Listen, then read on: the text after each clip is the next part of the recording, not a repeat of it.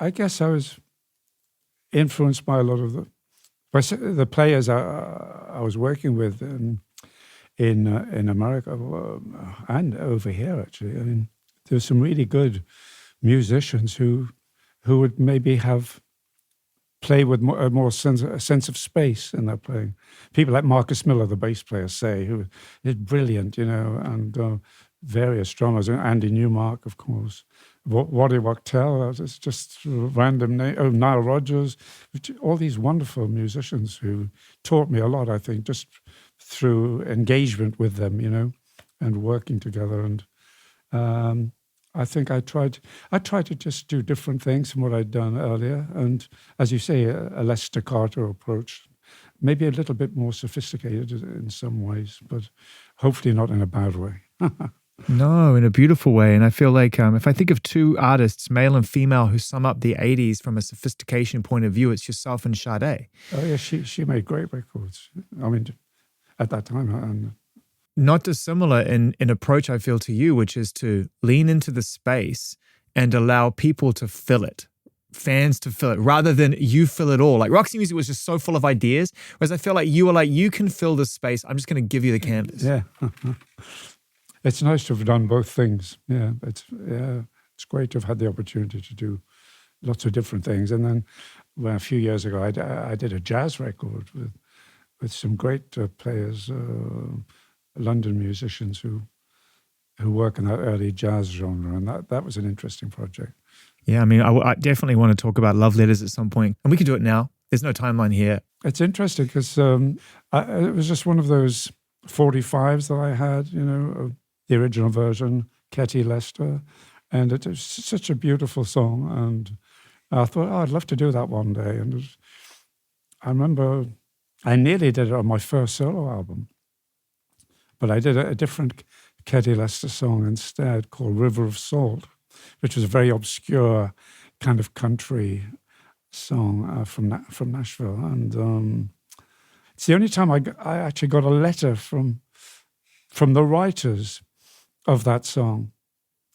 I think a husband and wife team from Nashville, and they wrote me this charming letter of thanks in '73, saying, "Oh, thank you for doing your rendition of our song and on your album," and that was very nice to get. Isn't it crazy that nearly 50 years on from receiving that letter, for all the accolades, the awards and the records broken and the amazing success you've had, that this a simple letter from one writer to another? Yeah, it was really was touching. Handwritten. What about the way people perceive your music and have been influenced by you as an artist and by Roxy, solo and as a band? Have you enjoyed watching your influence permeate through the arts? Well, yeah, it's very rewarding when you see young people liking the music, and it's very pleasurable to get that feedback that your music makes some sense to people from another generation, from a younger generation. It's very, very nice. And it's great that the audience that we play to normally, or that I've had the pleasure of playing to the last few years, has been very mixed in demographically, ages, different people. It's great when you see a great mixture of generations liking your work. And sometimes and one or two musicians influenced by it, and that's great. I mean, it's humbling. I mean, one of those artists is coming out to play shows with you on this tour. I mean, St. Vincent, Annie is very clearly influenced by Roxy Music, and I'm sure over the moon to be able to share this experience with you. How did you settle on her?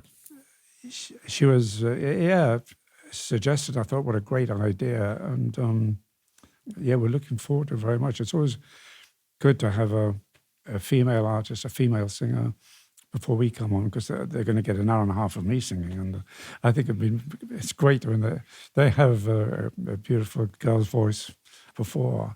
But it's interesting. There's a dichotomy there, Brian, in a way, because you've got Annie, who walks this line between strong female energy, but also she's a boss. Like, she runs the show and she has a Strong strong personality. alpha energy as well. Yeah. Yeah. And then you've got Roxy, who have this group of kind of fellas from England, in your case, the northeast of England. People of a certain age, sure. So. Well, yeah. I don't think I'm not going there, man. I'm on the same boat as you, bro. Once you get over a certain age, we're right in the same ocean. Stronger through the years, hopefully. Yeah. But you had a feminine energy as a band. I mean, right from the very beginning, you brought a strong sense of dance and groove and fashion play and a playfulness that said, listen, we are not beholden to gender, certainly back then in a traditional way. Absolutely, yeah. And the early 70s was a great time here in London where everything kind of it was very exciting. The people on the street, and it was kind of colourful, exciting, edgy, and it was a great time to be emerging. It's a great time to be creative in, I think, and hopefully we reflected what was going on around us. Oh, definitely, man. And when people talk about Roxy Music and they don't necessarily know the music enough, but they know of what you've achieved, they always swerve into this idea of being fashionable. That Roxy Music, and in particular you, have always been very fashionable. And I've read articles that have gone as far as to say that you ultimately were one of the first artists to bring fashion and music, along with a few of your contemporaries, into sharp focus. How has that sat with you throughout the years? Do you see that, or do you just think it's other people making connections? Yeah, but fashion is a very fickle thing. And I think we were just, obviously, had a strong visual sense. And I always worked with very good designers and photographers and so on. But I don't think we felt at any time we were following a trend. We were just trying to be ourselves and be interesting and present the music in an interesting way, I think the point is that you were setting the trend. I think that's what people have really settled on throughout your legacy. Well, that's very kind of you to say. And, stakes is high when you go on stage in a couple of months, mate. You're going to have to get the...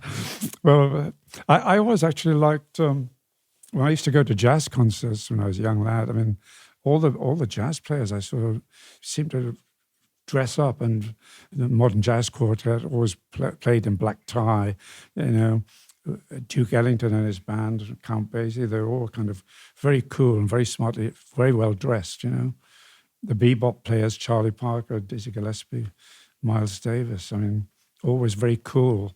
And I think when you go on stage and an audience has come to see you, you want to have some kind of spectacle. And I was working this afternoon, just checking out how the technical team working on the visual side are doing, and it's going to look really good, I think. I'm really pleased. Phew. I can't wait. It's going to be like that now until the curtain goes up. I'm smiling. Yeah, I got you in a great mood. I'm so happy. Before we say goodbye, we only have a couple more minutes left. Something that always resonated with me was the friendship found a way to come back together. And the idea of performing came along with that decision, but we never got the recording. And in 2005, I think both you and Phil came out in your own way and said, look, we're underway. And it just didn't happen.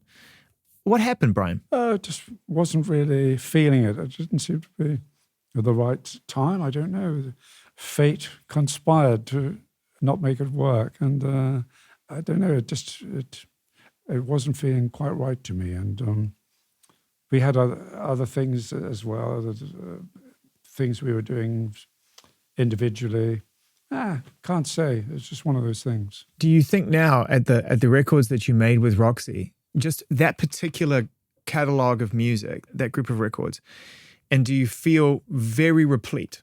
Like, I thought there was a sense of completeness about it after Avalon, and one never knows. But I think it felt like a complete body of work to me. But performing those songs live is a different thing, and that's something really for us to look forward to. And I know that a lot of our friends will be out there, and because the audience over the years, they become your friends. They're a big part of your life, and you don't actually know them or meet them, but you feel them and you kind of see them en masse, and it's a great connection to have. Yeah. It's the magic. That's the beauty of it. It's been a real thrill for me to meet you.